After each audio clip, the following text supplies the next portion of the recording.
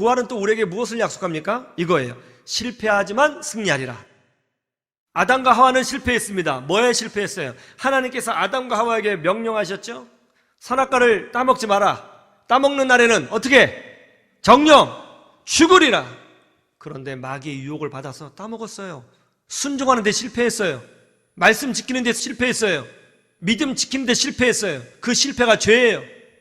그래서 아담과 하와 이후 그의 후손들에게는 원죄라고 하는 죄의 유전자가 영적으로 유전되어 내려오게 되어 있습니다. 그래서 모든 사람들은 그 안에 본성의 죄성이 있어요. 죄의 성향이 있어요. 이스라엘 백성을 보세요. 선지자를 그렇게 보내주셨지만 거부하고 죽이고, 순종하는 데 실패하고, 말씀 지키는 데 실패하고, 믿음 지키는 데 실패했어요. 예수님의 십자가는 뭡니까?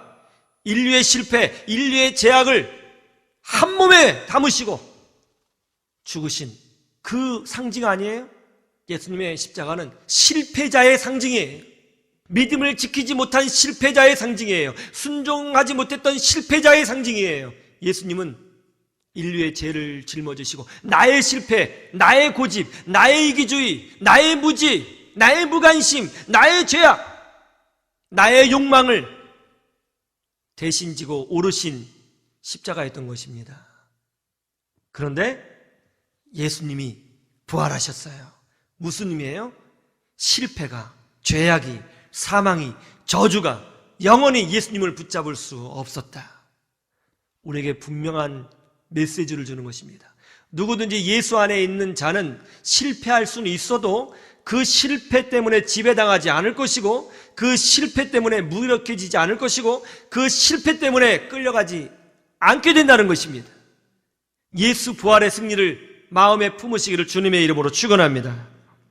물론 우리는 이 땅에 살면서 종종 실패하고 넘어지고 좌절하고 또 무너지죠. 그러나 그것이 우리를 끝까지 지배하지 못합니다. 왜 그래요? 우리 믿음의 사람은 하나님이 붙잡고 계시는 거예요. 넘어지나 일어나게 되는 것입니다. 무너지나 다시 세워지게 되는 것입니다. 이것이 바로 우리가 가지고 있어야 될 약속인 줄로 믿으시기를 주님의 이름으로 축원합니다. 그러니까는 실패가 찾아올 때, 절망이 찾아올 때, 무너짐이 찾아올 때 기도하셔야 되는 거예요. 하나님 찾으셔야 되는 것입니다. 의지해야 되는 것입니다. 실패할 수 있어요. 그래도 웃어야 되는 것입니다. 털어낼 수 있어야 되는 것이에요. 성령 하나님께 지혜를 구하셔야 돼요. 도움을 구하셔야 돼요. 여러분, 우리 힘으로는 안 돼요. 다윗이 골리앗하고 싸울 때 뭐라고 했어요? 전쟁은 하나님께 속한 것이니, 여러분, 이 땅의 승리는 우리의 힘과 지혜와 얄팍한 노력에 달려있는 것이 아니에요. 하나님에게 달려있는 줄로 믿습니다. 하나님 의지해야 되는 거예요. 미국 보스턴에 가면은 커넬 신학대학교가 있습니다. 커넬 신학대학교, 아주 명문학교예요. 이 커넬 신학대학교는 러셀 커넬이 세운 학교입니다. 그는 시민전쟁 당시의 지휘관이었습니다.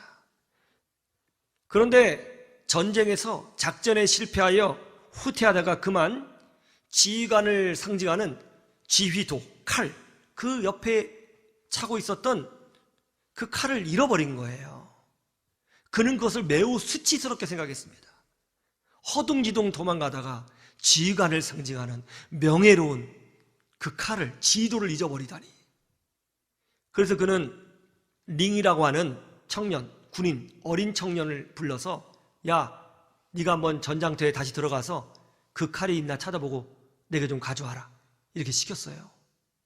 근데 그 링이라는 청년이 전쟁터에 가다 막 뒤지다가 칼을 발견해서 찾아오게 되었습니다.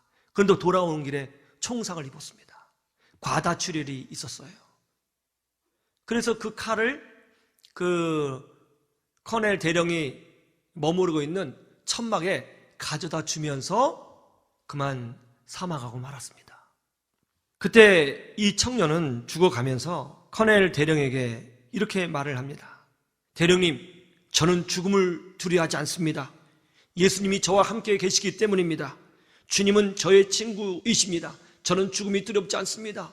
대령님, 저는 오늘 밤 천국에 있을 것입니다. 하고 죽은 거예요.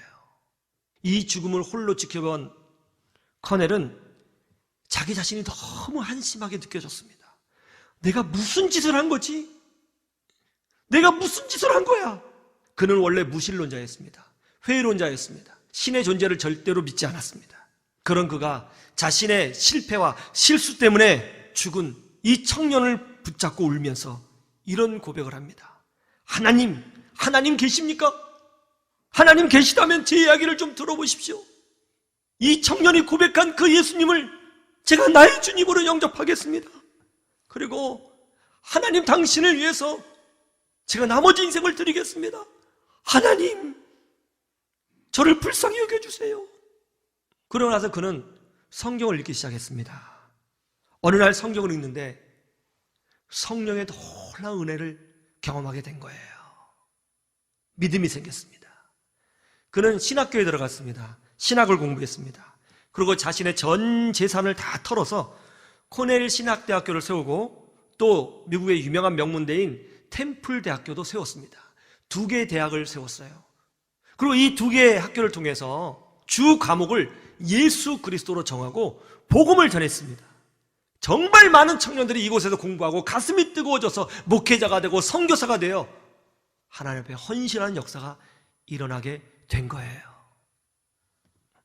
그는 실수하고 실패했지만 그가 돌이키고 회개하고 하나님께 쓰임받겠다고 고백했을 때에 하나님은 그의 실패가 승리가 되도록 만들어 주신 것입니다.